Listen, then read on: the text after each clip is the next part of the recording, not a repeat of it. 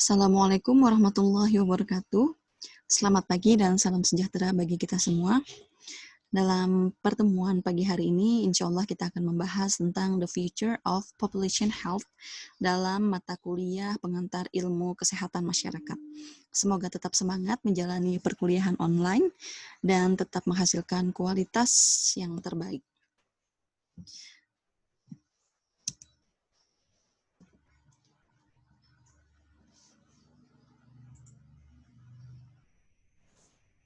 Baik, apa itu the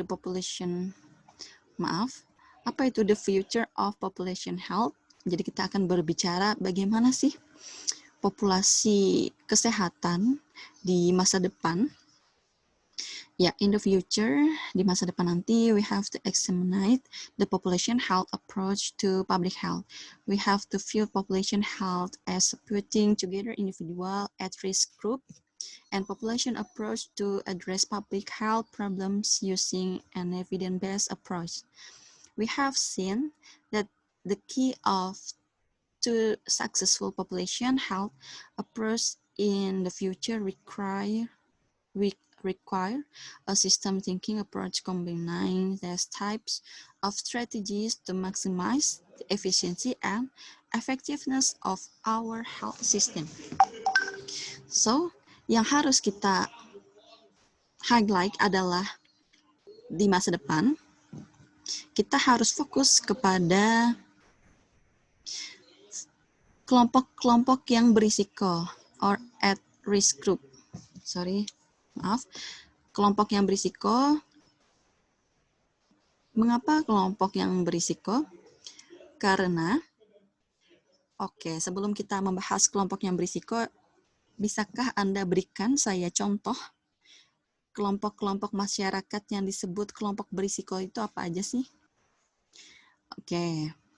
Jadi kelompok yang berisiko, yang pertama seperti bayi balita, kemudian lansia, itu salah dua ya.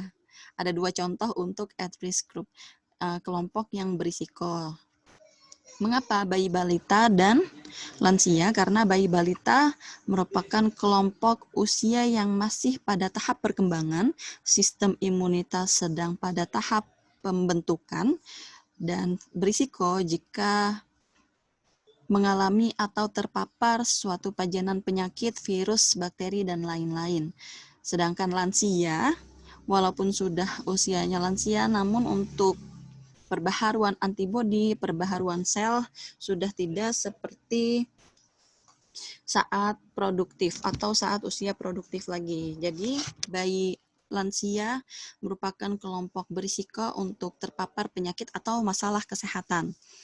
Kemudian sebenarnya ada lagi kelompok-kelompok yang berisiko lainnya seperti ibu hamil. Mengapa ibu hamil merupakan juga kelompok yang termasuk berisiko? Karena ibu hamil adalah kondisi di mana ibu tidak terlalu sehat pada saat sebelum hamil, mengalami banyak kelelahan, dan itu dapat menurunkan imunitas ibu sehingga sangat berisiko untuk terpapar penyakit juga. Nah, pertanyaan pertama dalam pertemuan ini, silahkan berikan satu contoh lagi kelompok yang berisiko terhadap masalah kesehatan, baik secara fisik maupun mental. Silahkan berikan jawaban Anda pada slide terakhir dalam modul ini ya, untuk menjawab pertanyaan pertama. Kemudian, in the future, we have to focus on evidence-based approach. Jadi segala sesuatu untuk menangani masalah kesehatan, mental, sosial, maupun fisik, semua harus berdasarkan evidence-based atau berdasarkan data. Jadi kita harus memiliki data-data terkait kesehatan, data penduduk yang dapat mendukung untuk mengambil sebuah tindakan atau program yang dapat mencegah dan menangani sebuah masalah kesehatan di kelompok masyarakat. Nah, ini ada foodborne communicable disease and system thinking. Jadi yang kita bahas pertama, untuk di masa depan kita harus fokus pada penyakit menular dan sistem berpikir kita. Kita harus fokus pada analyze hazard. Jadi, potential hazard associated with the food and potential intervention to control those hazards are identified. The hazard could be biological, such as microbe, chemical, such as a toxin, or physical, such as a ground glass or metal. Ya, jadi harus menganalisis hazard atau risiko-risiko yang bisa berupa dari biological, mikrobakteri, bahan kimia, toksin, dan racun-racun, atau secara fisik pun harus kita analisis kemungkinan-kemungkinan yang dapat menyebabkan masalah kesehatan. Kemudian yang kedua, identify critical control points. These are points in a food's production from its raw stage through processing and shipping to consumption by the consumer at which the potential hazard can be controlled or eliminated.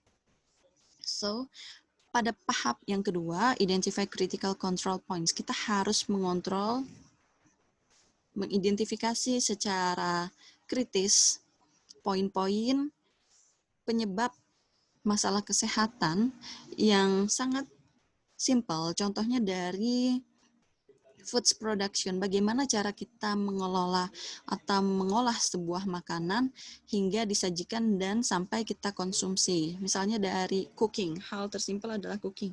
Saat kita memasak, oke, saya ingin bertanya, saat Anda memasak, tidak, ini semuanya bisa include ya, mahasiswa maupun mahasiswi. Saat kita memasak sayuran, yang benar tahapannya adalah sayurnya dicuci terlebih dahulu, kemudian dipotong-potong, atau sayurannya dipotong-potong dahulu, kemudian dicuci, kemudian dimasak. Oke, tahapan mana yang benar? Silahkan berikan jawaban Anda pada slide terakhir dalam modul ini. Jadi sampai slide ini Anda sudah memiliki 2 pertanyaan yang harus dijawab. Oke, silahkan dijawab dengan jawaban terbaik menurut Anda ya. Nanti setelah jawab akan saya berikan jawabannya yang seharusnya seperti apa. Oke, yang ketiga, establish preventive measures with critical limits for each control point. Setting the minimum cooking temperature and times required to ensure the elimination of any harmful microbes. Oke, kita harus mencegah critical limits for each control point. Harus mencegah sesuatu ini sesuai pada batasannya. Misalnya, untuk memasak sayuran, makanan, misalnya sayuran ya, atau lauk pauk seperti ikan, ayam, daging. Jadi, kita harus menyeting minimum cooking temperature. Jadi, jangan sampai temperatur saat kita memasak terlalu panas atau terlalu rendah, tidak terlalu panas. Sehingga, jika terlalu panas, maka akan menyebabkan makanan terlalu overcook atau terlalu masak sehingga misalnya sayur-sayuran yang harusnya vitaminnya tetap ada di dalam situ, kandungan mineral dan lain-lain, akhirnya hilang dan rusak karena overcook tadi, karena terlalu masak. Atau bahkan misalnya airnya belum mendidih tetapi kita sudah memasukkan sayur dan lain-lain sehingga air yang kita gunakan ini belum betul-betul masak, bakteri dan lain-lain yang terkandung di dalam air tersebut belum betul-betul mati dan kita memasukkan campuran makanan dan lain-lain dan kita masak, akhirnya kesehatan dan kontrol mikroba di dalam bahan makanan kita tidak terlalu baik dan ini bisa menyebabkan diare karena batas maksimum minimum E. coli dalam sebuah minuman atau dalam sebuah air tidak dikontrol dengan baik. Kemudian yang keempat, establish procedure to monitor the critical control points. Such procedure might include determining how and by whom. Yang kelima, establish corrective action to be taken when monitoring shows that a critical limit has not been met. For example, processing or disposing of food if the minimum cooking temperature is not met. Jadi, yang saya sebutkan tadi, jika kita memasak dengan minimum cooking temperature dengan air atau kontrol api yang sangat rendah pun juga ini tidak baik ya, karena tadi tidak dapat memastikan, tidak dapat dijamin bahwa bakteri yang ada di dalam bahan makanan ini atau air yang kita rebus tidak mati secara maksimal. Kemudian establish procedure to verify that system is working properly. For example, testing time and temperature recording. Jadi kita harus memastikan segala yang kita kerjakan sesuai prosedur dan bekerja dengan baik. Yang ketujuh, establish the effective record keeping to document HICCP system. This will include records of hazard and their control methods, the monitoring of safety requirement, and action taken to correct potential problems. Each of these principles must be backed by sound scientific knowledge.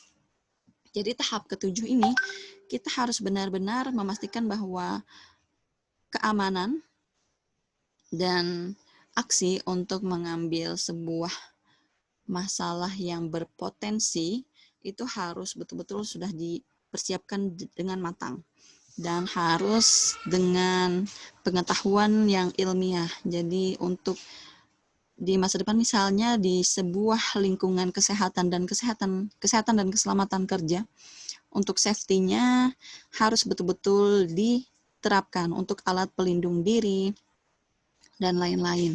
Kemudian taken to correct potential problems. Jadi kita harus betul-betul tepat untuk mengamati mana sih atau apa sih yang menjadi potensi bermasalah atau potensi yang menyebabkan masalah kesehatan. Jadi seorang ahli kesehatan masyarakat harus jeli untuk memandang hal ini di sebuah lingkungan. Okay, this is the last slide. So, in this meeting, you have 2 questions. Anda memiliki 2 pertanyaan yang Anda harus jawab di kolom komentar pada slide terakhir. Sertakan nama dan NIM Anda di awal, kemudian tuliskan pertanyaan yang pertama, kemudian jawaban Anda. Yang kedua, tuliskan pertanyaan kedua dan jawaban terbaik Anda. Terima kasih banyak atas perhatiannya. Saya mohon maaf jika selama penjelasan terdapat kekurangan. Anda dapat mengkritik dan membenarkan jika terdapat kesalahan penjelasan pada komen di slide terakhir juga. Terima kasih banyak atas perhatiannya. Kurang dan lebihnya saya akhiri. Wassalamualaikum warahmatullahi wabarakatuh. Selamat pagi dan salam sejahtera bagi kita semua dan tetap semangat.